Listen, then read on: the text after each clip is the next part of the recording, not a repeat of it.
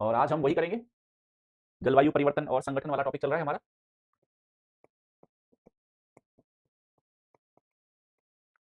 वह संगठन पार्ट 3 है ना, अभी चलेगा 2-3 दिन और चलेगा ये। कल की कहानी आपको अच्छे से समझ में आ गई होगी।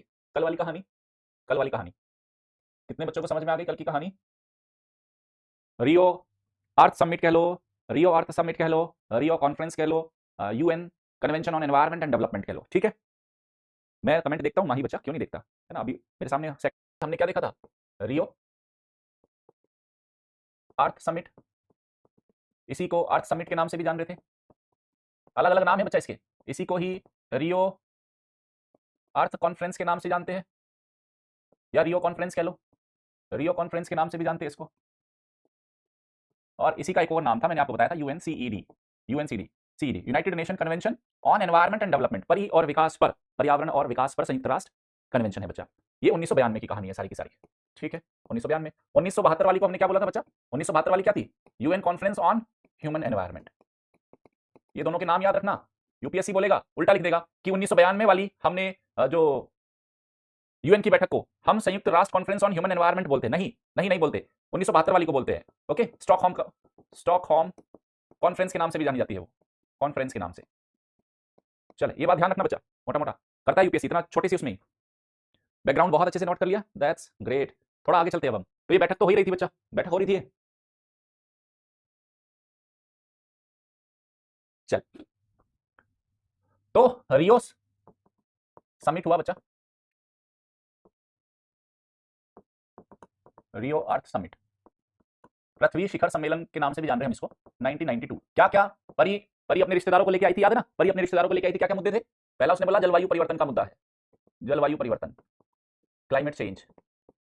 और क्लाइमेट चेंज पे जो कन्वेंशन आया उसको हमने क्या नाम दिया? UNFCCC, United nation framework convention on climate change. और हमने क्या बोला इस यूएनएफसीसी के बारे में? क्या बोला कि इसकी जो बैठक है बच्चा, एवरी ईयर, प्रत्येक वर्ष इसकी बैठक होगी, प्रत्येक वर्ष बैठक होगी। और जिसको हम किस नाम से जानेंगे? Conference of parties, conference of parties, COP आप इसको जिसको बोलते हो, सीओपी। ठीक है, ओके, हर साल होगी। तो इसने हर साल बैठक होती है, इस साल भी होगी, नवंबर दिसंबर में होती है बच्चा। ओके, तो एक तो है बच्चा सीओपी चलती है, तो सीओपी 1, सीओपी 2, सीओपी 3 इसका अलग चल रहा है। ओके, यहां पे एक चीज और बताऊंगा, अभी मैं उसको खाली छोड़ देता हूं। सेकंड क्या मुद्दा था? जैव विविधता का मुद्दा था। परी को तितली पंछी है ना, पेड़ पौधे बहुत पसंद थे, तो बायोडाइवर्सिटी था, बायोडाइवर्सिटी का मुद्दा था। इस पे आया यूएनसीबीडी, यूएनसीबीडी आप जानते हो यूएनसीबीडी, मैंने पूरा करा दिया आपको यूएनसीबीडी। ये यूएनसीबीडी की बैठक कब होती है बच्चा? प्रत्येक 2 वर्ष में, 2 वर्ष में एक बार। इसकी भी जो बैठकों को हम क्या बोलते हैं? इसकी बैठक को भी कॉन्फ्रेंस ऑफ पार्टीज बोलते हैं, कॉन्फ्रेंस ऑफ पार्टीज, सीओपी। तो आप देखना यूएनसीबीडी सीओपी 1, यूएनसीबीडी सीओपी 14, यूएनसीबीडी सीओपी 15, 16 मैंने आपको बताया। और यूएनएफसीसी की कॉप 1, यूएनएफसीसी का कॉप 2, 3, 4, 5 ऐसे चलता है बच्चा। ओके, इसके बारे में भी कुछ और बताना है मुझे, अभी छोड़ देता हूं। फिर आया था भूक्षरण के लेके, है ना, भूक्षरण या मरुस्थलीकरण को लेके, लैंड डिग्रेडेशन, लैंड डिग्रेडेशन को लेकर था बच्चा। इसको लेके आया UNCCD, united nation convention to combat desertification, मरुस्थलीकरण से लड़ने के लिए यूएन कन्वेंशन। ओके, इसका भी अभी मैंने आपको नहीं बताया, इसकी भी सीओपी होती है। ठीक है, इसकी भी सीओपी होती है। उसके बाद हमने क्या बताया था बच्चा? वन सिद्धांत, फॉरेस्ट प्रिंसिपल की बात की थी हमने, फॉरेस्ट प्रिंसिपल। फॉरेस्ट प्रिंसिपल्स में क्या बोला था भाई? जो वन है आपके जलवायु परिवर्तन से लड़ने में महत्वपूर्ण भूमिका निभाएंगे, वन जैव विविधता को बचाए रखने में महत्वपूर्ण भूमिका निभाएंगे, और वन मृदा संरक्षण में भी हेल्प करेंगे। इसलिए हम फॉरेस्ट प्रिंसिपल्स लेके आए, और इन फॉरेस्ट प्रिंसिपल्स के अंदर, है ना, तो वन सिद्धांतों में 3 बातों को फोकस किया गया। वन सिद्धांत जो है ना बच्चा, 3 बातें बोली गई उसमें, है ना। Management of forest, second conservation of forest, वनों का प्रबंधन, वनों का संरक्षण, और सतत विकास, सस्टेनेबल डेवलपमेंट का अप्रोच है हमारा, सस्टेनेबल डेवलपमेंट। तो प्रबंधन की बात की हमने, वनों के संरक्षण की हम बात कर रहे हैं, और at the same time in principles के अंदर हमने सतत विकास की बात की, सस्टेनेबल डेवलपमेंट। चौथी बात ही आई थी। ओके, नेक्स्ट क्या है हमारा? एजेंडा 21, जो सबसे इंपॉर्टेंट था। एजेंडा 21 के बारे में क्या है बच्चा? ये 21वीं सेंचुरी में, 21वीं शताब्दी में सतत विकास का एजेंडा है कि कैसे सतत विकास होगा, कैसे सतत विकास हम करेंगे 21वीं सेंचुरी के अंदर। सस्टेनेबल डेवलपमेंट का हमारे पास क्या अप्रोच है? तो इसके अंदर हमने बोला कि हम अपशिष्ट प्रबंधन, एक बड़ी चुनौती बनने वाली है, अपशिष्ट प्रबंधन पर फोकस करेंगे। हम वित्त की उपलब्धता, वित्तीय संसाधनों की बात करेंगे। उसके साथ साथ यहाँ पे तकनीक, विकसित देश विकासशील देशों को तकनीक में मदद करेंगे, तकनीकी हस्तांतरण की बात करेंगे। उसके बाद सभी को स्वच्छ जल मिले, सभी को स्वच्छ जल की प्राप्ति हो, okay, access to clean water है, एक्सेस टू क्लीन एनर्जी है, सभी को स्वच्छ ऊर्जा भी मिले, सभी को स्वच्छ ऊर्जा, ऐसी बातें की गई इसके अंदर। तो कुल मिला के ये हमारा है बच्चा अर्थ समिट।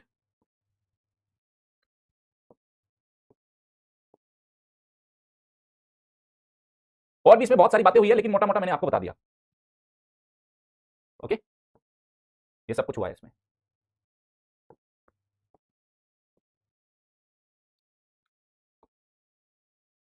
ये हुआ है सब बच्चा, ठीक है, ये आपने जान लिया, समझ लिया। पीपीटी जो भेजा था 242 पेज का है, हाँ पढ़ लेना उसको, मेन चीज मैं आपको लिखवा रहा हूं। कल भी बताया था बच्चा, एक ही बात को 50 बार क्यों पूछते हो, मुझे समझ नहीं आता। मैं अरेबिक बोलता हूँ, मैं स्पेनिश बोलता हूँ, मैं लैटिन बोलता हूँ, वो आपको पढ़ने के लिए दिया है। आपका काम जो नोट्स मेकिंग करना है आपका इससे भी चल जाएगा। कभी उसको पढ़ के कुछ दो चार चीजें एक्स्ट्रा मिल जाएगी तो आप अपने नोट्स में अपडेट कर लेना, ठीक है। चलो, हाँ तो भाई लिखना पड़ता है तो क्या करूं मैं, बताओ। मैं लिखूं आपकी जगह आके, क्या करना है? आपके घर किसी लिखने वाले को भेजूं, आपके लिए किसी एक्स्ट्रा असिस्टेंट को भेजूं, 4 लोगों को भेजूं जो आपके लिए काम करे? सबको करना पड़ता है। मेरे टाइम में मैं पढ़ता था, मैंने भी किया। अब इतना तो तकलीफ है भाई, इस तैयारी में इतनी आसान भी नहीं है। अच्छा पढ़ोगे तो मेहनत लगेगी, हवा हवाई वाली बातें करनी है तो देखो कुछ नहीं हो सकता। ये सारी चीजें हो गई बच्चा। यहाँ पे मैंने आपके लिए एक चीज छोड़ी है ना, जैसे आपको सीओपी के साथ साथ एमओपी भी सुनने को मिलेगा। क्या सुनने को मिलेगा? जैसे यूएनसीबीडी के अंदर आपको याद है कार्टाजेना प्रोटोकॉल था, याद है क्या किसी को? Cartagena protocol. यहां आपने नगोया प्रोटोकॉल के बारे में भी सुना था, नगोया प्रोटोकॉल, याद है? ओके। यहां आपने कई बार लाइफ में कभी तो सुना होगा क्योटो प्रोटोकॉल के बारे में, क्योटो प्रोटोकॉल के बारे में, क्योटो प्रोटोकॉल के बारे में लाइफ में कभी ना कभी सुना होगा ना। तो जब किसी प्रोटोकॉल की बात करते हैं, प्रोटोकॉल समझ गए ना, प्रोटोकॉल मैंने कल बताया था बाध्यकारी होती है, कन्वेंशन बाध्यकारी नहीं है, ठीक है। कन्वेंशन में हम बातचीत कर रहे हैं और फिर हम अगर बाद में बोल देंगे कि हाँ ठीक है जो ये सारी बातें की गई है और उसको करने के लिए मैं सहमत हूं, तो फिर वो बाध्यकारी हो जाती है।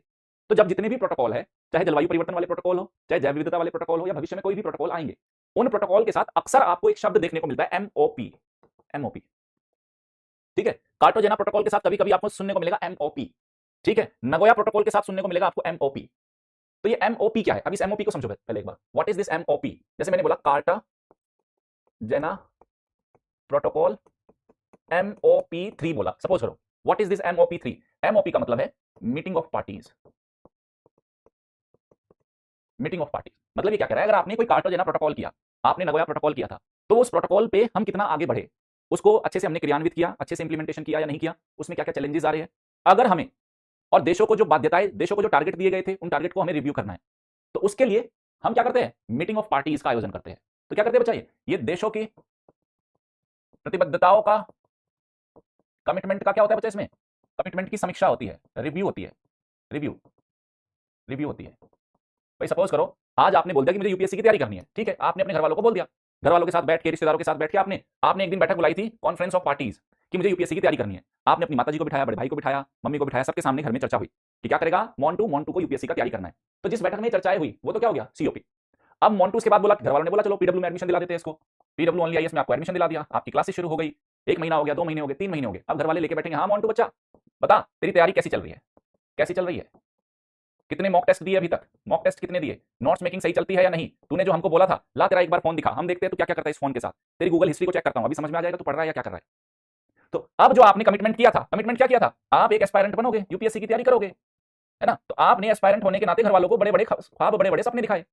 पापा कहते हैं बड़ा नाम करेगा, बेटा हमारा ऐसा काम करेगा, मगर ये तो कोई ना जाने गूगल हिस्ट्री दिखाती क्या। समझ गए? वही वाली बात। तो जब घर वाले बैठ जाए आपको, meeting of parties,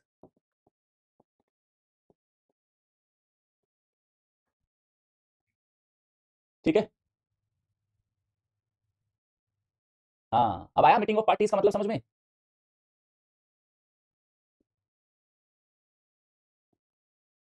phone check कर लो, है ना, क्या ग्रह दशा है, शनि कहाँ बैठा है, बुध बृहस्पति, मोबाइल फोन। तो कर्म कुंडली जांचना ज्यादा जरूरी है इन दिनों, ठीक है। तो ये क्या है बच्चा, ये मीटिंग ऑफ पार्टीज, जो जो आपने कमिटमेंट करते चले गए, कार्टाजेना प्रोटोकॉल लेके आए, नगोया प्रोटोकॉल लेके आए, इन प्रोटोकॉल को जब आपने अपना लिया था, उस पर आपने क्या प्रगति की, okay. This is meeting of parties. तो मीटिंग ऑफ पार्टीज आपको किसी प्रोटोकॉल के साथ देखने को मिलेगा। और ये कॉन्फ्रेंस ऑफ पार्टीज तो वो हर साल जो उन मुद्दों पे बैठ रहे हैं उसकी बात है। सीओपी और एमओपी के बीच का डिफरेंस क्लियर रखना बच्चा, सीओपी और एमओपी के बीच में बिल्कुल भी कंफ्यूज नहीं होना है अपने को। बताओ समझ में आ गया?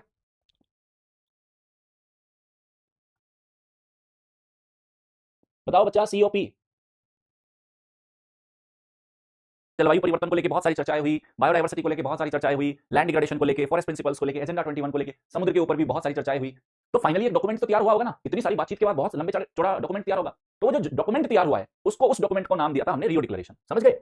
बाद में जो कंप्लीट डॉक्यूमेंट तैयार हुआ, कंप्लीट डॉक्यूमेंट जिसमें ये सारी बातचीत की गई थी, उस कंप्लीट डॉक्यूमेंट को हमने किस नाम से जानते हैं? Rio declaration. Rio declaration, Rio declaration का मतलब रियो घोषणा पत्र, घोषणा पत्र। अच्छा, वो जो 1972 वाला था बच्चा, 1972 वाला कौन सा? ये वाला। इसके बाद भी घोषणा डॉक्यूमेंट रिलीज हुआ था, इसके बाद भी एक डॉक्यूमेंट रिलीज हुआ था, उस डॉक्यूमेंट को हमने बोला था Stockholm declaration, Stockholm declaration, Stockholm घोषणा पत्र, घोषणा पत्र था। ठीक है, यहां आया हमारा रियो डिक्लेरेशन। तो हम इसको ऑलरेडी कर चुके बच्चा, है ना, ये वाला ऑलरेडी मैं आपको करा चुका, बायोडायवर्सिटी वाला जब टॉपिक पढ़ा था।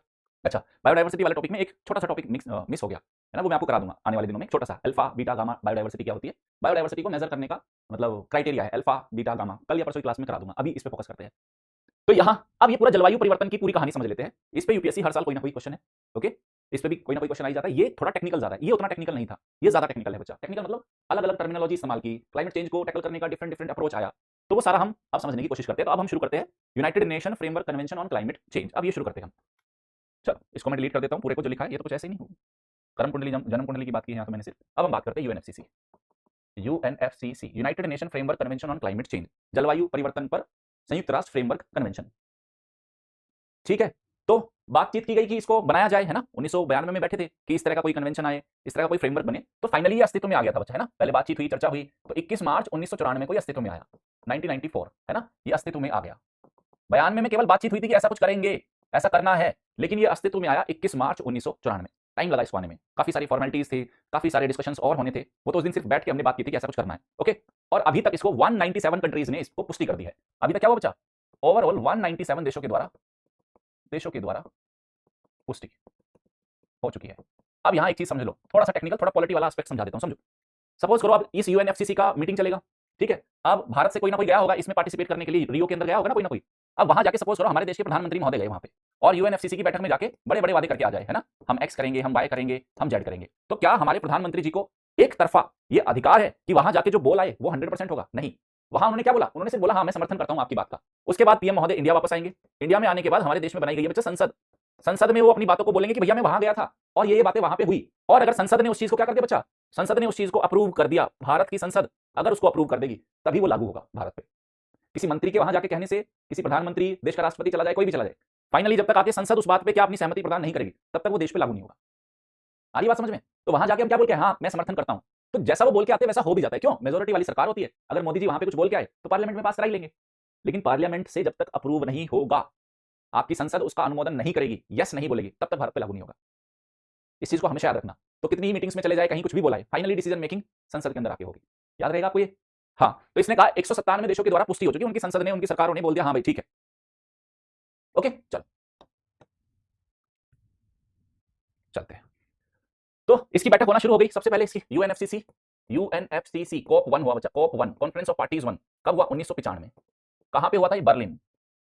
बर्लिन, बर्लिन कहां है? जर्मनी में। यहां पे हुआ था बच्चा, ठीक है। अब इन्होंने बातचीत, हर साल मिलेंगे, बातचीत करेंगे क्लाइमेट चेंज को कैसे टैकल करना है, ओके। बताना एक बार, कोई दिक्कत है क्या किसी भी तरह की? बोलो जल्दी से बताओ बच्चा। सर यूएसए इसका सदस्य है या नहीं है? यूएसए सदस्य है बच्चा, बिल्कुल है, डेफिनेटली है, डेफिनेटली है यूए, ओके। चलो, बर्लिन में हुई। अब इसने बोला एक काम करो भैया, दुनिया में 197 देश है, सुनो बच्चा, टोटल कंट्रीज कितने हैं? टोटल कंट्रीज है 197। क्या 197 के 7 देश एक जैसे है? क्या सबकी आर्थिक स्थिति एक जैसी है? क्या सबके यहां तकनीक का स्तर एक जैसा है? क्या इन 197 के 97 देशों ने इक्वली कंट्रीब्यूट किया है क्लाइमेट चेंज में? कहीं विकसित देशों ने क्लाइमेट चेंज में ज्यादा बड़ा रोल प्ले किया है या विकासशील देशों ने? तो अपने को समझ में आया 197 के 97 देश एक जैसे नहीं है, तो इनको एक जैसा मान के काम नहीं कर सकते। एक काम करते हैं, इन 197 देशों को हम क्लासिफाई करना शुरू कर देते हैं, ठीक है। 197 देशों को अलग अलग कैटेगरी में डिवाइड करना शुरू कर देते हैं। पहली कैटेगरी इसके अंदर बनी एनेक्स 1। एनेक्स 1 कंट्रीज, कौन है ये एनेक्स 1 कंट्रीज? कहा इस एनेक्स 1 कंट्रीज के अंदर 43 विकसित देशों को शामिल किया गया है। कौन है? 43 डेवलप्ड कंट्रीज है, यूरोप के बहुत सारे देश, America, Canada, France, Germany, Britain, इन सबको बच्चा हमने शामिल किया है। ये 43 देश है। फिर इसके बाद आया हमारा एनेक्स 2। एनेक्स 2 कंट्रीज कौन सी है? ये एनेक्स 1 हो गई, ये एनेक्स 2 कंट्रीज कौन सी है? ध्यान से समझना बच्चा, यहां बिल्कुल भी गड़बड़ मत करना, इसको समझने में कोई गड़बड़ नहीं होनी चाहिए। किसी को दिक्कत हो तो पूछ लेना मुझसे। हाँ, तो कह रहे एनेक्स 2 के अंदर वो एनेक्स 1 देश, टोटल कितने हैं? 43। इन 43 के अंदर से, है ना, इन 43 के अंदर से ऐसे NX1 कंट्रीज जिनसे ये आशा व्यक्त की जाती है, ये आशा की जाती है कि वे विकासशील देशों की मदद करेंगे, विकासशील देशों की मदद करेंगे। और इन 43 देशों में से 24 देशों ने 24 देश इसके अंदर है, यानी कि ये वो देश है जिन्होंने ये कहा है कि हां हम विकासशील देशों को मदद करेंगे क्लाइमेट चेंज से लड़ने में। बताओ यहां तक कोई दिक्कत?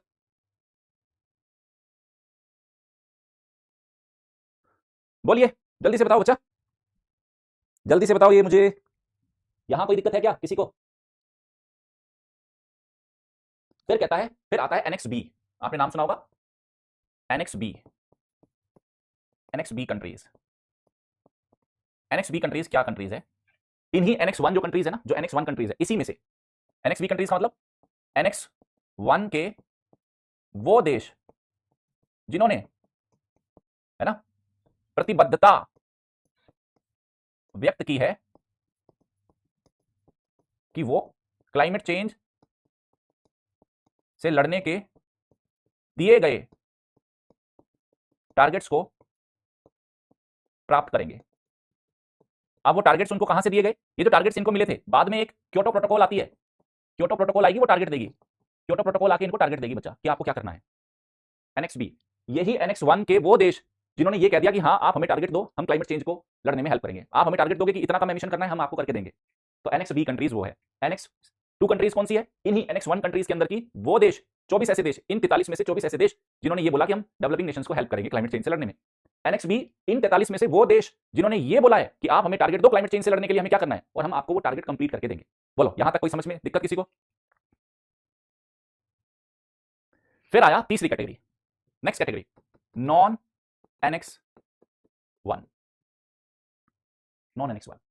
देखो बच्चा एक चीज देखो, ये NX-B और NX-2 तो बेसिकली यही देश है, इन्हीं देशों में से कुछ को NX-2 में डाल दिया गया, इन्हीं देशों में से कुछ को NX-B में डाल दिया गया, ठीक है। अब जो NX-1 में शामिल नहीं है, बाकी देश कौन है? Non NX-1 countries. कौन है इसके अंदर? विकासशील देशों को शामिल किया गया।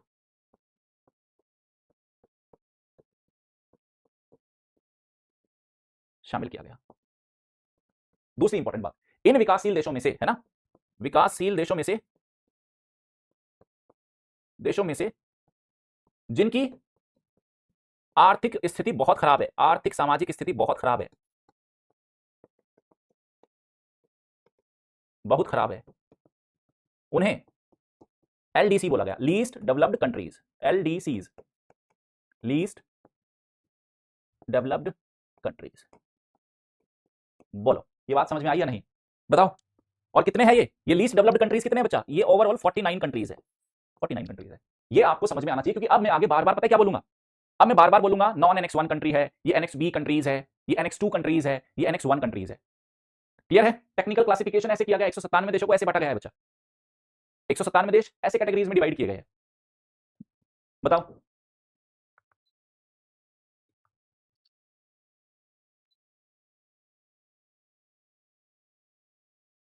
ऐसे नहीं चल रहा बच्चों। भी ये सारे के सारे डेवलप्ड कंट्रीज है, ये सारे के सारे डेवलप्ड कंट्रीज है, सारी कहानी होगी, फिर भी बोल रहे डेवलप्ड कहां थे? LDC क्या है? लीस्ट डेवलप्ड कंट्रीज है। और बाकी आर्थिक स्थिति बहुत ज्यादा खराब है, सामाजिक स्थिति खराब है, उनमें से 49 कंट्रीज को हमने लीस्ट डेवलप्ड कंट्रीज बोल दिया। अब ढंग से पढ़ते तो हो नहीं, सरकार ऐप से आपको भेज देगी, है ना, 500 करोड़ रुपए भेज दिए आपके बजट के लिए डिस्ट्रिक्ट में, आपको ये काम करना है, और बोला भाई कैसे कैसे बांटने हैं, आपको बेसिक कैलकुलेशन नहीं आ रहा, तभी सीसेट लेके आया गया, है ना। बहुत सारे बच्चों को पता ही नहीं है कि मल्टीप्लीकेशन, डिवीजन, कैलकुलेशन, अब आपके हाथों में हजारों लाखों लोगों की जिंदगी है बच्चा, मैथ्स कमजोर होगा तो अच्छे प्रशासक नहीं बन सकते, ध्यान रखना, थोड़ा ठीक नहीं है।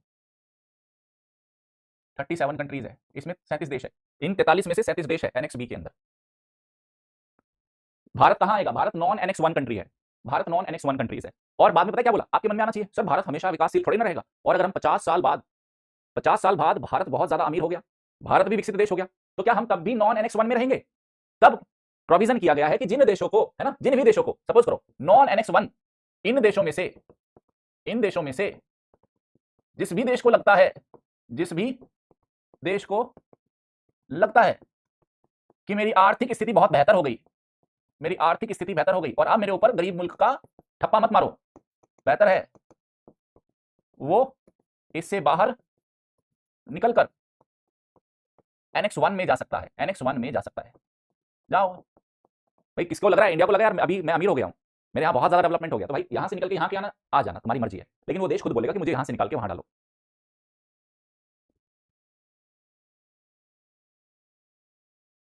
क्या चल रहा है तुम्हारा, मन नहीं करता पूछने का? पूछना क्या चाहते हो है? इंडिया के अलावा बाकी सारे देशों में मच्छर होते हैं ना? मच्छर तो हमारे स्ट्राइक पे गए हुए हैं, मच्छरों ने प्रजनन करना बंद कर दिया भारत से बाहर। बांग्लादेश के पानी में जाके बोलते नहीं बहुत गंदा पानी है, हम यहाँ रिप्रोडक्शन नहीं करेंगे, सी बात कर रहे हो, है ना? और पाकिस्तान में जाके तो वो इनफर्टिलिटी का शिकार हो जाते हैं, और चाइना में जाके तो बस पड़े ही रहते हैं। ये सवाल है इनके, देख लो ना ना भाई, होती है सूची होती है, कंट्री नहीं है। किसी का कॉप 1 हुआ था बर्लिन जर्मनी में, ऐसा कोई मेजर डेवलपमेंट नहीं हुआ। ठीक है, देखो कुल मिला के अभी तक बच्चा, अभी तक total 29 total conference of parties 2024 वाली को मिला के हमारी 29 हो गई है, 29 कॉन्फ्रेंस ऑफ पार्टीज हो चुकी है जलवायु परिवर्तन को लेकर, लेकिन सारी की सारी अपनी काम की नहीं है। इसमें से 4-5 हमारे लिए काफी इंपॉर्टेंट है। जैसे एक हो गई सबसे पहला जो कॉप 3 है, जो यूएनएफसीसी का कॉप 3 है, क्योटो प्रोटोकॉल के नाम से जाना जाता है, सबसे इंपॉर्टेंट उसमें से वो एक है। ओके, फिर 2012 में दोहा में होगा एक, वो काफी इंपॉर्टेंट है। 2015 में पेरिस में होगा, वो काफी इंपॉर्टेंट है। फिर 2021 वाला काफी इंपॉर्टेंट है, जिस पे यूपीएससी ने इस बार मींस पे भी क्वेश्चन पूछा। तो कुल मिला के 5-6 कॉप हमें बहुत अच्छे से पढ़ने हैं, बाकी की पूरी लिस्ट आपको उस नोट्स में मिल गई है, उससे परेशान मत होना। चलिए,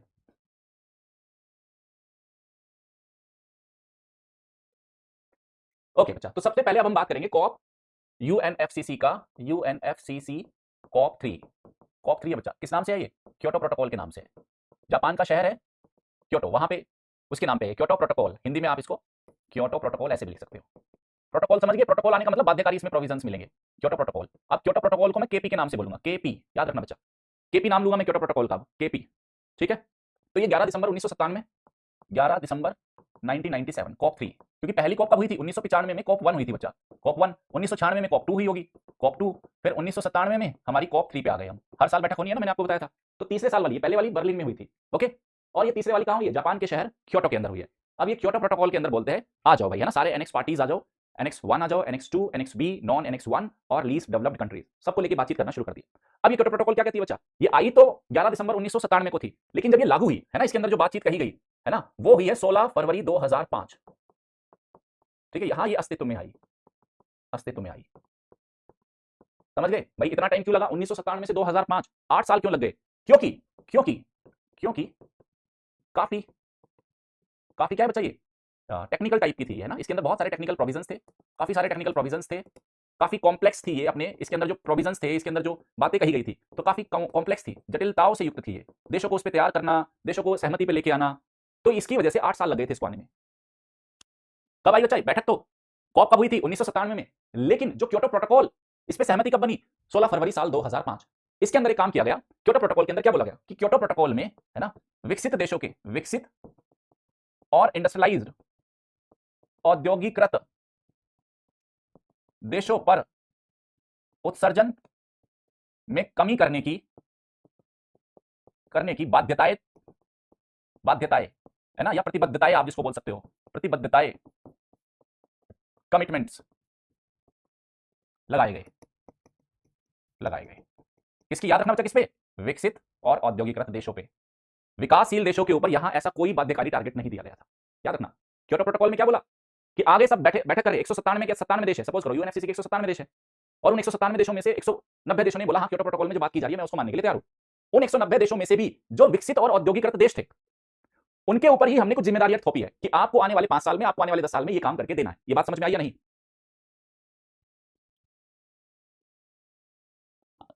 डेट याद रखना जरूरी नहीं है, लेकिन साल याद रखना जरूरी है बच्चा, ये साल याद रख लेना, ये साल याद रख लेना, डेट याद हो या ना हो। 11 दिसंबर याद हो रहा है, ठीक है चलेगा, नहीं हो रहा तो इधर क्योटो प्रोटोकॉल 1997 में आया, ये याद होना चाहिए, और ये प्रभाव कब में आया? 2005 में आया, इतना पता होना जरूरी है।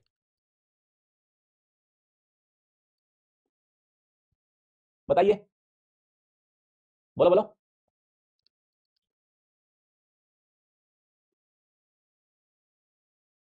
ठीक, अब ये कहता है, सुन लो इसमें क्या हो रहा है बच्चा। इसके अंदर बच्चा हमने बोला कमिटमेंट पीरियड आएंगे, क्योटो प्रोटोकॉल के अंदर प्रतिबद्धता के साल है। प्रतिबद्धता के साल से मतलब क्या है? यहां पे सुन लो क्या कह रहा है क्योटो प्रोटोकॉल, क्या कह रहा है बच्चा? क्योटो प्रोटोकॉल कह रहा है कि विकसित और औद्योगिक देशों को, औद्योगी, एक तो हिंदी में कई बार दिक्कत हो जाती है मुझे, विकसित और औद्योगिकृत देशों को क्योटो प्रोटोकॉल के, है ना, सिद्धांत के अनुरूप उत्सर्जन में कमी करनी होगी, जिसके लिए उन्हें कुछ वर्ष प्रदान किए जाएंगे, जिसे हम बोलेंगे कमिटमेंट पीरियड बोलेंगे, जिसको हम कमिटमेंट पीरियड, कमिटमेंट पीरियड्स। बताओ इसमें कोई समस्या किसी को?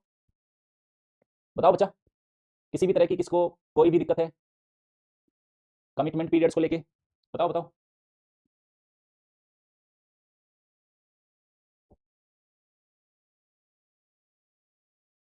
ठीक है, और सेकंड कमिटमेंट पीरियड,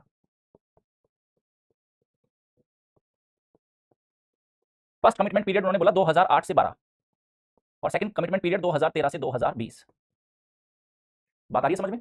क्या कह रहा है? विकसित औद्योगिक देशों को क्योटो प्रोटोकॉल के सिद्धांत के अनुरूप उत्सर्जन में कमी करनी होगी, ग्रीन हाउस गैसेस का जो उत्सर्जन कर रहे हैं ना उसको कम करना होगा, जिसके लिए उन्हें कुछ वर्ष प्रदान किए जाएंगे, जिन्हें हमने क्या बोला? कमिटमेंट पीरियड्स बोला। तो पहला कमिटमेंट पीरियड क्या था? 2008 से 12 के बीच में उन्हें क्या करना है, और सेकंड कमिटमेंट पीरियड 2013 से 2020 के बीच में वो क्या करेंगे।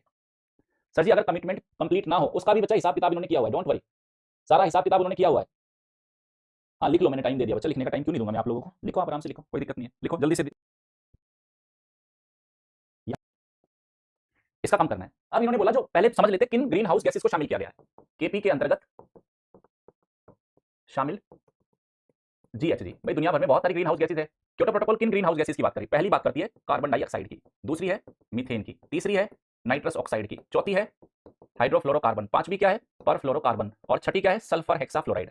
ये सब मैं आपको ऑलरेडी बता चुका हूं ना इन सारी गैसेस के बारे में। ये कौन सी है? ये तीनों तो फ्लोरिनेटेड है, जो इंसान ने उत्पन्न की है। ये तीनों के नेचुरल भी है और मैन मेड सोर्स भी है। याद आया आपको? जलवायु परिवर्तन वाली क्लास में मैंने सब बताया था। फिर तो ये तो 1997 में इन्हीं को शामिल किया गया था, 1997 में इनको शामिल किया था। फिर साल 2012 में दोहा में बैठक हुई थी, और उस दोहा वाली बैठक में एक 7वें नंबर की गैस को और जोड़ा गया, NF3, नाइट्रोजन ट्राई फ्लोराइड। एक 7वीं ग्रीन हाउस गैस किसको? देखो इनिशियली जब 1997 में आया था, क्योटो प्रोटोकॉल पे बातचीत होना शुरू हुई थी, इनिशियली हमने 6 ग्रीन हाउस गैसेस शामिल की थी, अब 7 है, याद रखना ये टेक्निकल पॉइंट है। और इस 7वीं को हमने कब शामिल किया था? 2012 में दोहा के अंदर एक बैठक हुई थी और उसमें हमने बोला नाउ हम एक और ग्रीन हाउस गैस को टारगेट कर रहे हैं, that is nitrogen try fluoride. हाँ, अब एक बच्चे ने पूछा कि सर विकसित देशों पर ही क्यों बाध्यताएं लगाई गई? क्या बात है बरखुरदार। अब आते हैं विकसित देशों पर ही प्रतिबद्धताएं क्यों लगी। अगला प्रश्न यही उठाने वाला था, आपने पूछ लिया। विकसित देशों पर ही बाध्यकारी प्रतिबद्धताएं क्यों क्यों? इसका जवाब क्या है बच्चा? इसका जवाब है हिस्टोरिकल रेस्पॉन्सिबिलिटी, ऐतिहासिक जिम्मेदारी। ऐतिहासिक जिम्मेदारी क्यों? क्योंकि ये बोला गया कि जो क्लाइमेट चेंज है ये कोई आज की घटना नहीं है। पिछले 150 से 200 सालों में हिस्टोरिक रेस्पॉन्सिबिलिटी में क्या बोला कि लास्ट 150 ईयर्स के अंदर, पिछले 150 सालों में विकसित देश ही ज्यादा जिम्मेदार है। विकसित देश ने ही ग्रीन हाउस गैसेस का एमिशन किया है, उत्सर्जन किया। बाकी सारे देश तो 1950 तक गुलाम ही थे ना बच्चा, डेवलपिंग नेशंस तो गुलाम थे। इंडिया का तो कहां इंडस्ट्रियलाइजेशन हुआ था? कहां हुआ था इंडिया का इंडस्ट्रियलाइजेशन? बांग्लादेश का, आज जितने भी डेवलपिंग नेशंस है इंडस्ट्रियलाइज थे ही नहीं।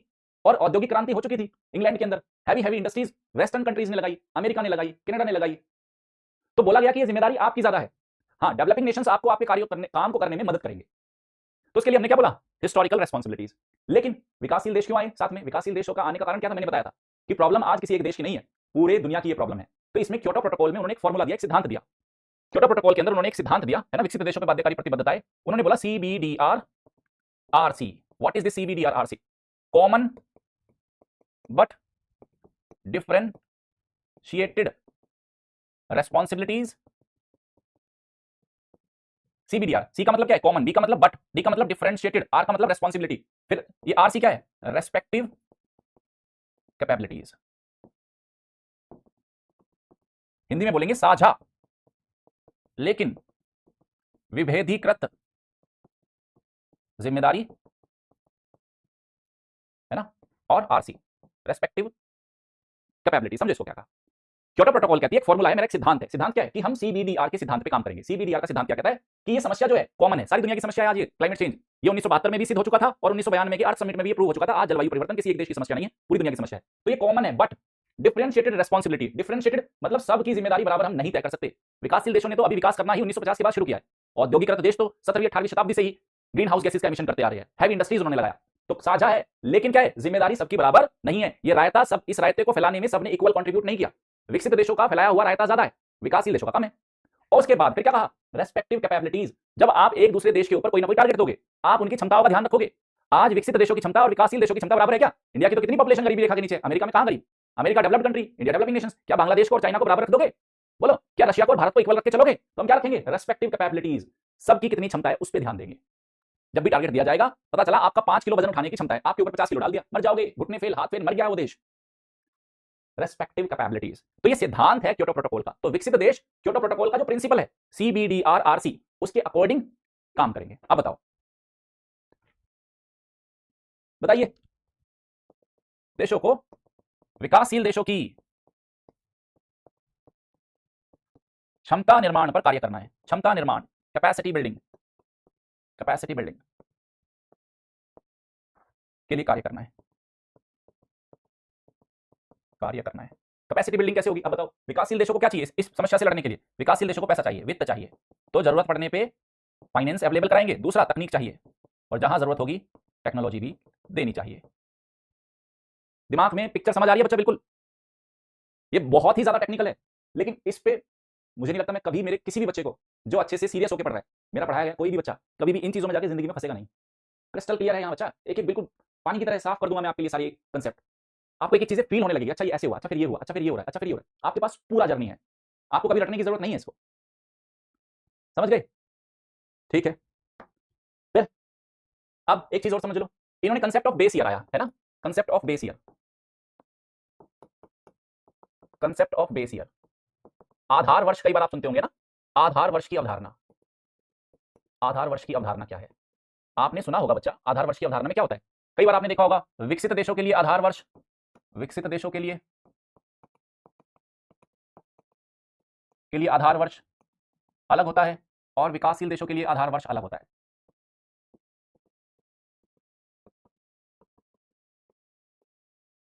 जैसे विकसित देशों के लिए आधार वर्ष बनाया 1990 को, विकासशील देशों के लिए आधार वर्ष बनाया 2005 को। मतलब इंडिया के बारे में जब भी कोई फ्यूचर में आप सुनोगे कि भारत 2005 के उत्सर्जन स्तर से इतना कम करेगा, अमेरिका 1990 के उत्सर्जन वर्ष से इतना कम करेगा, ऐसे बेस ईयर बनाए गए। बेस ईयर का मतलब भाई आपने टारगेट दिया कि आपको ग्रीन हाउस गैसेस का एमिशन कम करना है। समझो इस चीज को, समझो कंसेप्ट ऑफ बेस ईयर क्या है। भाई जब आपने बोला मैं अमेरिका हूं और मुझे बोला अमेरिका वाले तुझे ग्रीन हाउस गैसेस का एमिशन कम करना है, तो मैं बोलूंगा कितना कम करूं? तो फिर हमने क्या बोला, भाई 1990 में जब तू जितना भी एमिशन कर रहा था, सपोज करो भाई अमेरिका 1990 में, सपोज करो 1990 में America 40 billion ton green house gases का एमिशन कर रहा था। तो हम क्या करेंगे, आज तू 2015 में 2025 में है, तो तेरे को क्या करना है, 1990 में तू जितना कर रहा था उसका 10% कम कर। समझाने के लिए बता रहा हूं। तो 1990 के आधार वर्ष से मैंने 2025 में टारगेट क्या दिया कि 1990 में जितना कर रहा था उससे 10% कम करना है। कितना कर रहा था 1990 में? 40 बिलियन टन। इसका 10% कितना होगा? 4 बिलियन टन। यानी कि 2025 में है तो तुझे 36 बिलियन टन का ही एमिशन करना है।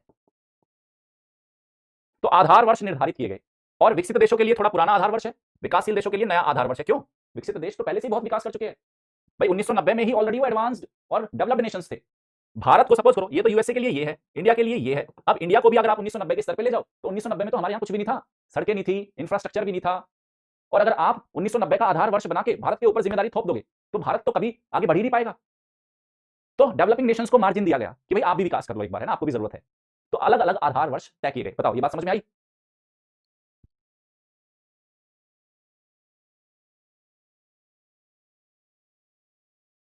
बोलो, बताओ बच्चा।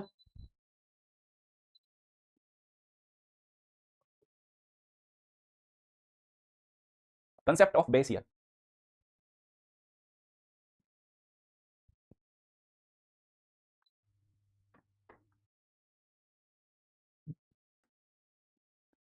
ठीक है, कंसेप्ट ऑफ बेस ईयर आ गया।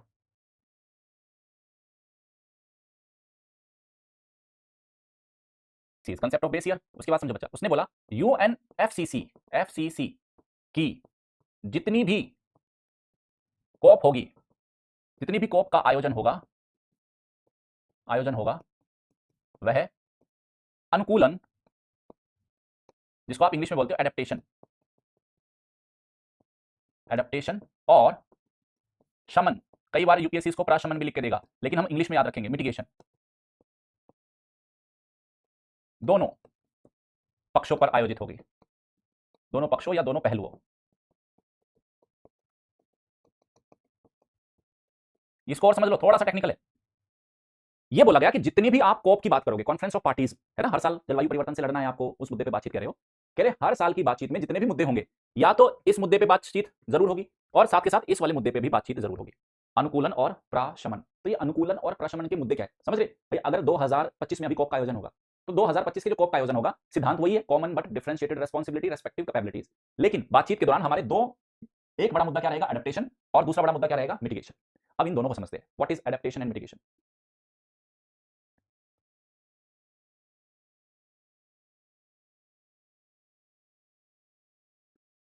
ठीक है, तो ये क्या होता है एडेप्टेशन एंड मिटिगेशन? बच्चा समझते, प्यार से समझना बच्चा, दिमाग में कोई जोर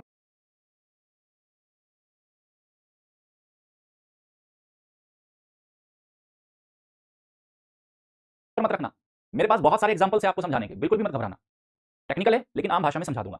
तो what is this mitigation, what is this mitigation and what is this adaptation.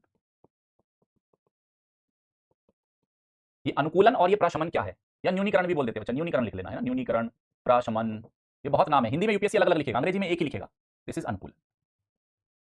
देखो भाई, आम भाषा में आपको समझाऊं, आप और हम जीवन में जीते हैं, करते ना, कर्म करते ना, कर्मण्यवा अधिकारस्ते मां फलेषु कदाचित, लेकिन हम तो फल की भी इच्छा रखेंगे। यूपीएससी एस्पायरेंट अगर फल की इच्छा नहीं रखेगा तो तैयारी कैसे करेगा?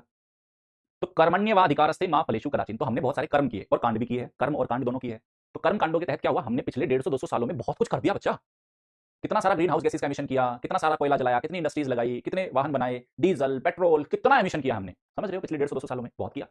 तो जो हम कहते हैं ना, आप जो कर दिया उसका फल तो भुगतना ही पड़ेगा, है ना। कर्म फल सिद्धांत क्या है, आपने जो किया है उसका फल तो भोगना पड़ेगा, भोगना पड़ेगा ना। तो उसका फल क्या भोगना पड़ेगा, जितना ग्रीन हाउस गैसेस का आपने एमिशन कर दिया, तो प्रकृति पर्यावरण उस पर आपको रेस्पॉन्ड तो देगा ही ना। एक्सट्रीम वेदर इवेंट्स आ रही है ना, कहीं बादल फट रहे हैं, कहीं बाढ़ आ रही है, कहीं सूखा आ रहा है, क्या है, उन कर्मों का नतीजा है जो हम ऑलरेडी कर चुके हैं। ठीक है, लेकिन हम क्या कर सकते हैं, कहते भाई आज तक तो बहुत बुरे कर्म हुए, हे ऊपर वाले, वो 3 इडियट में नहीं बोलता, आज पास करा दे, है नाग देवता, तेरे ऊपर 500 रुपए का प्रसाद चढ़। आप अपने भविष्य के साथ बहुत सारा चेंज कर दिया है ना, अब क्लाइमेट अपना रंग दिखाएगा, तो उसके प्रभावों को झेलने के लिए तैयार होना। किसके, क्लाइमेट चेंज के प्रभावों को झेलने के लिए तैयार करना है हमें। ओके, अब ये क्या कहता है, भविष्य में अधिक ग्रीन हाउस गैसेस का उत्सर्जन ना हो। तो वो सारे काम जो भविष्य में ग्रीन हाउस गैसेस के उत्सर्जन को रोकने में मदद करेंगे, उन सारे प्रयासों को हम बोलते हैं मिटिगेशन एफर्ट्स। और जो क्लाइमेट चेंज को झेलने में हेल्प कर रहे हैं उनको बोलते हैं एडेप्टेशन के एफर्ट। तो ये किस पे काम करता है बच्चा, मिटिगेशन वाला पार्ट किस पे काम कर रहा है, क्या कारण था, कॉज पे अटैक करेगा। ठीक है, ये किस पे काम कर रहा है बच्चा, ये इफेक्ट पे, प्रभाव को झेलने में इफेक्ट्स पे काम कर रहा है। बताओ, ये बात समझ में आ गई?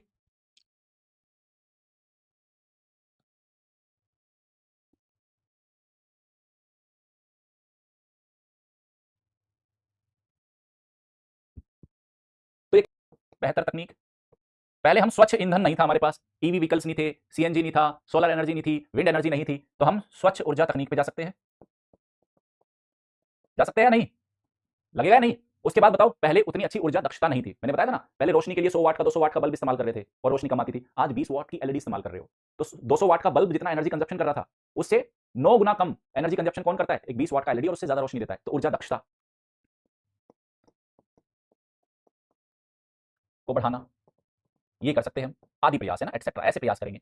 अब ये कह रहे बहुत सारे देशों को क्लाइमेट चेंज के प्रभाव को झेलना पड़ रहा है। भाई जैसे मुझे बाढ़ का खतरा झेलना पड़ रहा है बहुत सारे डेवलपिंग नेशंस को, किसी देश को सूखे का खतरा झेलना पड़ रहा है, कहीं कहीं बार बार क्लाउड बर्स्ट आ रहे हैं आदि। अब इन सबको झेलने के लिए गरीब मुल्क है, उनके पास पैसा नहीं है, उनके पास पैसा नहीं है, तो उनको क्या करना है बच्चा, इन प्रभाव को झेलने के लिए या इनके साथ अपना सामंजस्य स्थापित करने के लिए, भविष्य में हमें पता है बाढ़ आएगी, तो उस बाढ़ से कैसे बचा जाए, सूखा आएगा तो सूखे से बचने के क्या उपाय करें, तो इन सब के लिए क्या करे बच्चा, वित्त की आवश्यकता है, वित्त की आवश्यकता, जिससे कि बेहतर तरीके से, बेहतर तरीके से सीसी का सामना किया जा सके।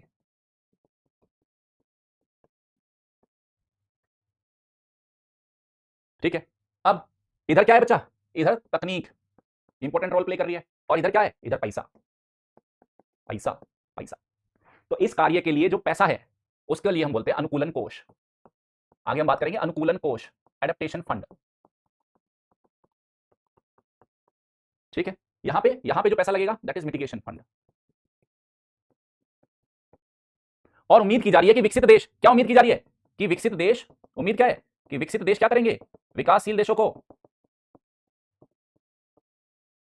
पैसा भी देंगे और तकनीक भी देंगे, वित्त और तकनीक।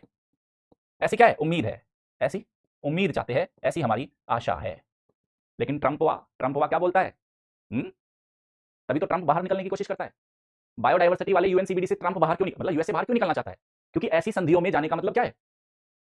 ऐसी संधियों में जाने का मतलब है आपको पैसा भी देना पड़ेगा और तकनीक भी देनी पड़ेगी। अननेसेसरली हमारे ऊपर बर्डन है और फालतू के हमारे ऊपर टारगेट भी आ जाएंगे।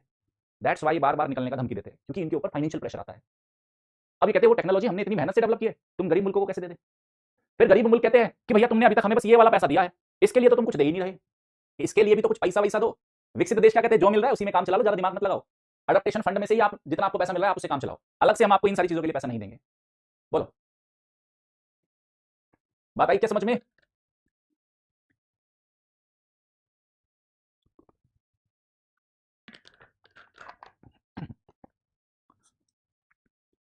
बोलिए बच्चों, पीपीटी चेक कर लिए कीजिए, सीक्वेंस वाइज नहीं होता, सब सीक्वेंस वाइज ही है बच्चा, है ना।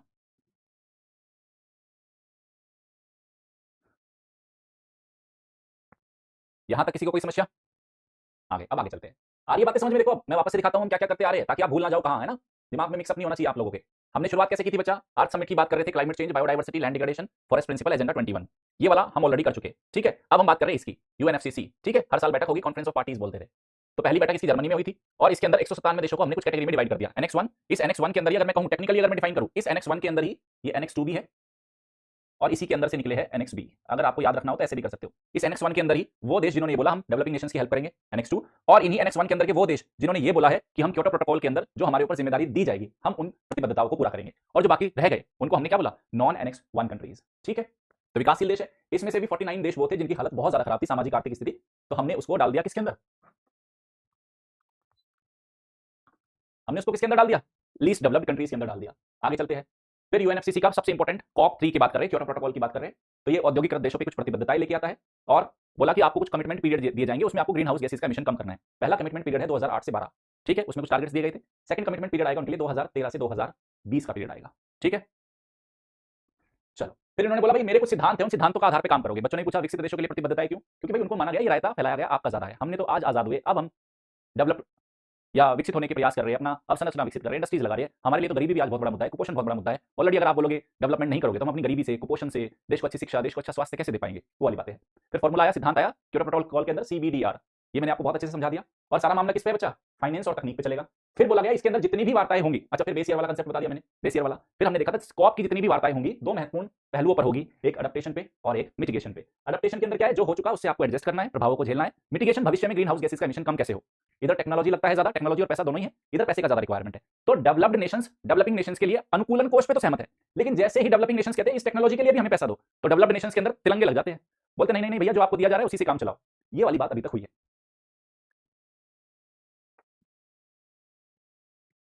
बोलिए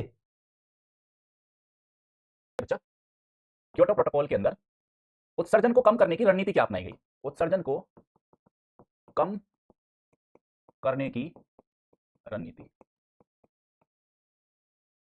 क्या रणनीति है, कैसे कम करोगे, क्या फॉर्मूलाबाजी इन्होंने की है, ठीक है।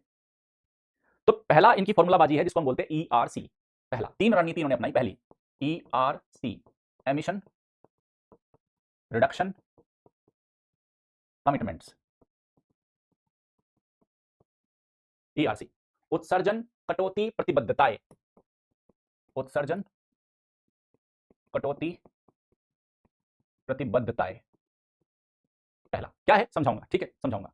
सेकंड है फ्लेक्सिबल मार्केट मैकेनिज्म, जिसको हम बोलते हैं लचीला बाजार तंत्र। थर्ड है बच्चा एमिशन ट्रेड, एमिशन ट्रेड है बच्चा, तीसरे का क्या नाम है, एमिशन ट्रेड। सेकंड है फ्लेक्सिबल मार्केट मैकेनिज्म, है ना। सुनो, इस फ्लेक्सिबल मार्केट मैकेनिज्म के अंदर तीन है, सॉरी इसी के अंदर तीन है, इसी के अंदर तीन है। इसके अंदर पहला है, पहला जॉइंट इंप्लीमेंटेशन, संयुक्त क्रियान्वयन। दूसरा है इसके अंदर क्लीन डेवलपमेंट मैकेनिज्म,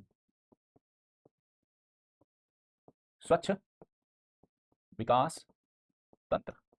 और तीसरा है एमिशन ट्रेडिंग, उत्सर्जन व्यापार। एक बार इसको लिख लो फिर मैं समझाता हूं। अब ये क्या कह रहा है, क्योटो प्रोटोकॉल, हमने बोला कि ग्रीन हाउस गैसेस का एमिशन कम करना है, तो कैसे करेगा? तो क्योटो प्रोटोकॉल बताता है मेरे पास कुछ तरीके हैं, अगर दुनिया के बहुत सारे देश इन तरीकों को अपनाएंगे तो शायद हम उस काम को कर लेंगे। पहला उसने बोला ईआरसी, एमिशन रिडक्शन कमिटमेंट्स, उत्सर्जन कटौती प्रतिबद्धताएं। सेकंड है फ्लेक्सिबल मार्केट मैकेनिज्म, लचीला बाजार तंत्र। इस लचीले बाजार तंत्र के अंदर तीन चीजें हैं। पहली क्या है, joint implementation, clean development mechanism और एमिशन ट्रेडिंग। और आपको यकीन नहीं आएगा, यूपीएससी इस पे इस पे इस पे इस पे इस पे हर चीज जो मैं आपको स्टेप बाय स्टेप बता रहा हूं सब पे क्वेश्चन पूछता है और पूछ चुका है। हाँ, लचीला बाजार तंत्र लिखा है बच्चा, लचीला बाजार तंत्र लिखा है।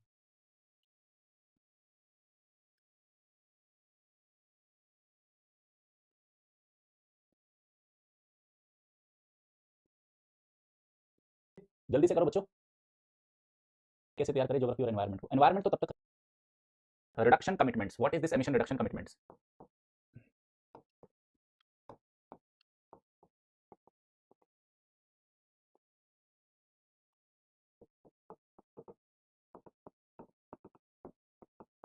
ईआरसी। देखो क्योटो प्रोटोकॉल ने एक बड़ी बात की, सुन लो, क्योटो प्रोटोकॉल ने एक बड़ी बात की कि आज तक हमने कार्बन डाइऑक्साइड को ये समझा ही नहीं था कि इसने क्या क्या रोल प्ले किया है ना? तो एमिशन रिडक्शन कमिटमेंट्स में क्या कह रहा है, विकसित देशों के ऊपर ग्रीन हाउस गैसेज के एमिशन को कम करने की प्रतिबद्धताएं थोपता है। ये क्या कह रहा है, ये विकसित देशों पर ग्रीन हाउस गैसेज के उत्सर्जन को कम करने की प्रतिबद्धताएं लगाता है।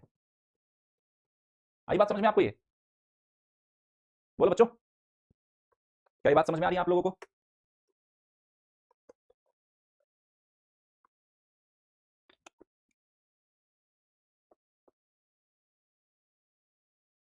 थोड़ा एसी काम नहीं कर रहा भाई, इतनी सारी लाइट होती है ना बच्चा रूम में, बिल्कुल उबल जाता है कमरा बिल्कुल। मैंने फैन चलाया अभी, कुछ तो राहत मिले।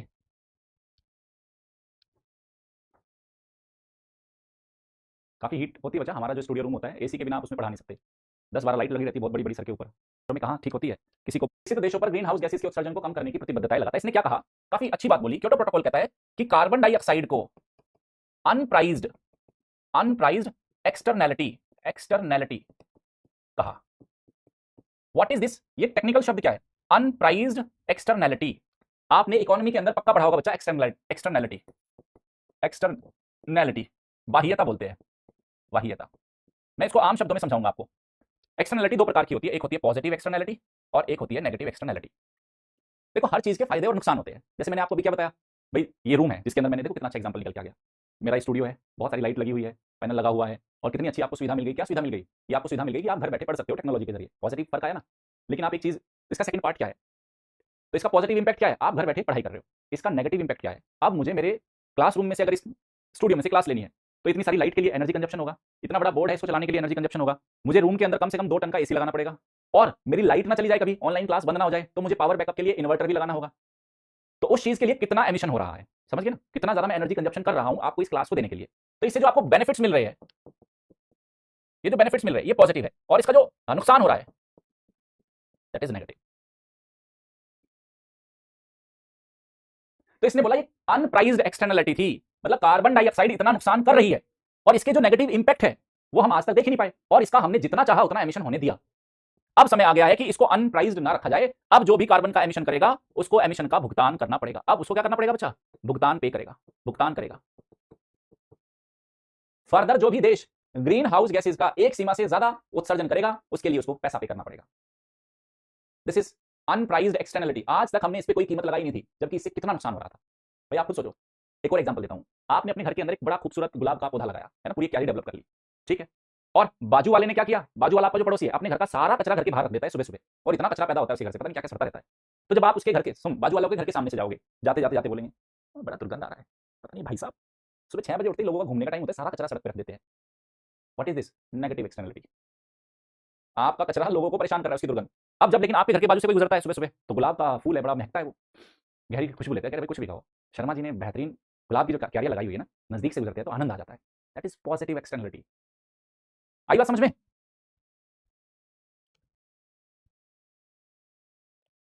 तो क्या कह रहा है, अब कार्बन के प्रभावों पर हमें पैसा लगाना पड़ेगा, लोगों को इसके लिए भुगतान करना होगा। ठीक है, तब बाद में निकल के आएगा यहां से PPP, polluter pays principle. Polluter pays principle, जो उत्सर्जन कर रहा है, जो उत्सर्जन कर रहा है उसको उसका भुगतान करना पड़ेगा।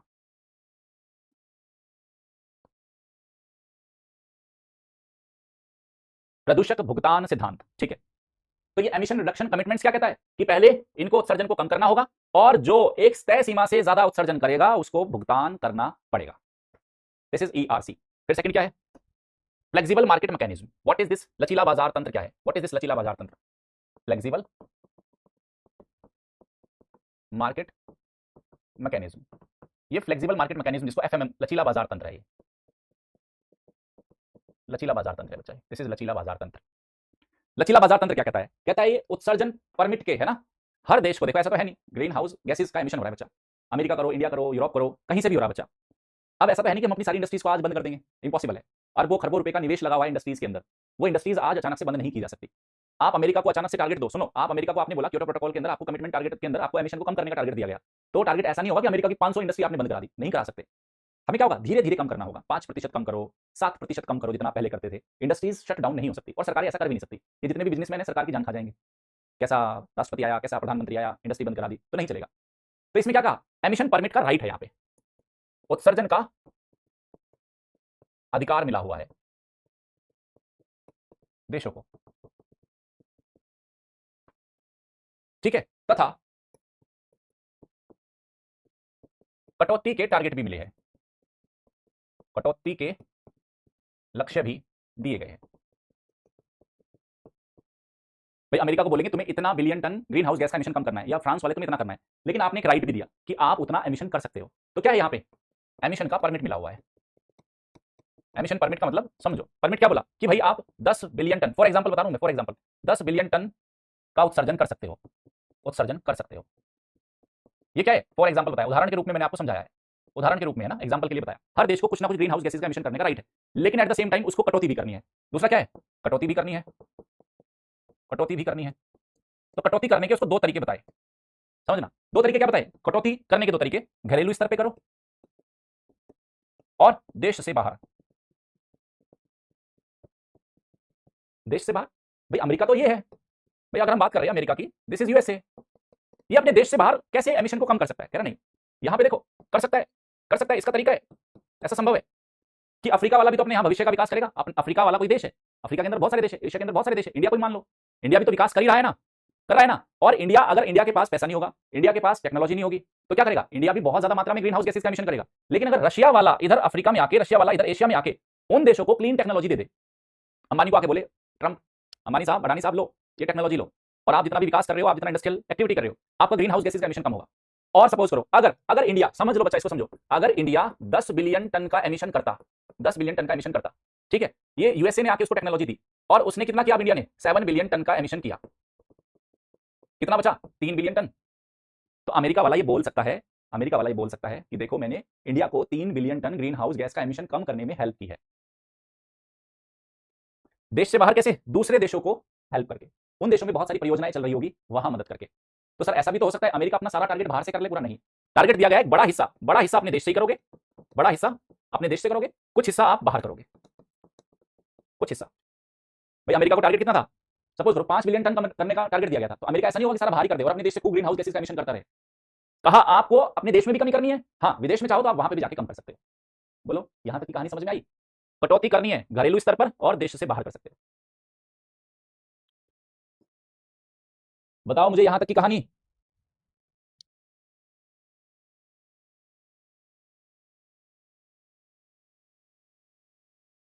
थोड़ा समझ लो बच्चा, करंट अफेयर तभी समझ में आएगा जब ये समझोगे, वरना करंट अफेयर का एनवायरमेंट निकलो जी, emission trading, carbon credit, carbon trading क्या चल रहा है, क्यों हो रहा है, वो सबका बेस, उसकी सबकी बुनियाद इधर ही है। क्योटो प्रोटोकॉल समझ में आ गया तो समझो बड़ा जंग जीत लिया आपने यूएनएफसीसी की। ठीक है, अब इन्होंने बोला ये करने के लिए आपने क्या तरीका अपनाया, मतलब ये जो फ्लेक्सिबल मार्केट मैकेनिज्म बोला इसको, अब कहा इसको 3 तरीके से आप कर सकते हो। ये जो सारा तरीका है ना, अपने देश में बाहर, ये सब इसके करने के 3 तरीके अपनाए उसने। 3 तरीका। पहला है जॉइंट इंप्लीमेंटेशन, संयुक्त क्रियान्वयन। दूसरा क्या है? क्लीन डेवलपमेंट मैकेनिज्म, स्वच्छ विकास तंत्र। और तीसरा है बच्चा एमिशन ट्रेडिंग, उत्सर्जन व्यापार। इन 3 तरीकों से ये पूरा काम होगा, जिसको हमने बोला फ्लेक्सिबल मार्केट मैकेनिज्म। हमें ग्रीन हाउस गैसेस के एमिशन को कम भी करना है, कुछ अपने देश से, कुछ बाहर से करेंगे। तो बाहर से कैसे करोगे, वो कितने तरीकों से होता है, उनके लिए हमारे पास क्या रास्ता है? Joint implementation, clean development mechanism और एमिशन ट्रेडिंग। ये 3 तरीके हैं लचीला बाजार तंत्र के। तो प्राय समाचारों में चर्चा में रहने वाले लचीले बाजार तंत्र का संबंध किससे? किस तरीके से हम क्लाइमेट चेंज की प्रॉब्लम को टैकल करेंगे, ग्रीन हाउस गैसेस को, एमिशन को कैसे कम करेंगे, उससे जुड़ा हुआ है। ठीक है। अब इनमें हर एक की अपनी अपनी कहानी है, इसकी अपनी कहानी है, इसकी अपनी कहानी है, इसकी अपनी कहानी है। इनमें से मैं कोई भी कहानी शुरू करूंगा तो 12:30 बजे तक कंप्लीट नहीं होगी। तो आज हम क्लास को यहीं एंड करेंगे। ये तीनों क्या है अच्छे से ही पढ़े ना, तीनों एक साथ ही पढ़ाए जाने बच्चा। तीनों एक साथ नहीं पढ़ेंगे तो दिमाग में पिक्चर नहीं बनेगी, और आने वाले 15 मिनट में तीनों हम एक साथ नहीं पढ़ सकते। इसके लिए हमें आधे से पौना से 1 घंटा लग जाएगा। ठीक है, तो आप इसको अच्छे से पढ़ना, समझना। बाकी कहानी हम कल करेंगे बच्चा। बोलो, किसी को कोई आपत्ति विपत्ति, किसी को किसी भी तरह का डाउट हो तो 15 मिनट में आप मुझसे पूछ सकते हो। अभी तक का जो पढ़ रहे हो इसमें कोई डाउट है क्या?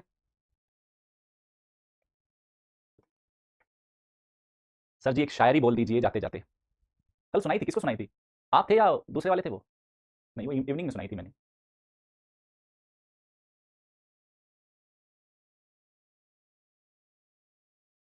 ठीक है, वही वाली रिपीट कर देता हूँ, आपको थोड़ी ना पता है कौन सी सुनाई थी मैंने। इरशाद इरशाद बोलो मुझे, इरशाद इरशाद। फिर बोलूंगा, ऐसे नहीं बोलता भाई मैं शायरी में, थोड़ा सा। अच्छा नहीं बोल रहे, अच्छा आ गया इरशाद, इरशाद आ गया। बात बहुत सुनता हूँ, Hindi medium, English medium, Hindi medium. Hindi माध्यम का रिजल्ट कब से खराब होना शुरू हुआ? 550 इंग्लिश, 1000 में से 900 अंग्रेजी माध्यम के, 10 हिंदी माध्यम के। और परीक्षा पास करने वाले 4000 हिंदी माध्यम के बच्चे हो जाएंगे। उसी साल का आप रिजल्ट देख लेना, हिंदी माध्यम वापस से 200 250 300 सिलेक्शन लेके आएगा। हम नहीं ज्यादा क्यों आ पा रहे? कारण है क्या? सी सेट। प्रीलिम्स ज्यादा संख्या में क्वालीफाई कर दोगे, हो जाएगा। और प्रीलिम्स क्वालीफाई करने में किसी मीडियम का कोई रोल नहीं है, चाहे आप हिंदी माध्यम से हो चाहे अंग्रेजी माध्यम से हो। प्रीलिम्स क्वालीफाई करना है, उसमें बड़ा बैरियर सी सेट है। जीएस तो आप पढ़ ही रहे हो, इनफैक्ट अंग्रेजी मीडियम वाले बच्चे मेरी क्लासेस पढ़ते हैं, आपको पता है। ओल्ड राजेंद्र नगर से कितने अंग्रेजी मीडियम वाले बच्चों के मेरे पास मैसेज आते हैं कि अरे सर क्या पढ़ाया है आपने। मामले में तो हम कहीं नहीं है पीछे बचा। कंटेंट आप पढ़ रहे हो, कोई हिंदी वाला कंटेंट नहीं पढ़ रहे। ये सारा उसी पे ही है कि इतनी जल्दी हिंदी माध्यम का वजूद खत्म नहीं होगा। इतनी जल्दी हम भी है, आप भी जुझारू एक लोग हो, लड़ रहे हैं हम, अपनी उस लड़ाई को जारी रखेंगे। आपको बड़ी संख्या में पास होना है और फिर बड़ी कर ही नहीं। तो झुके है ना झुकेंगे, उभरे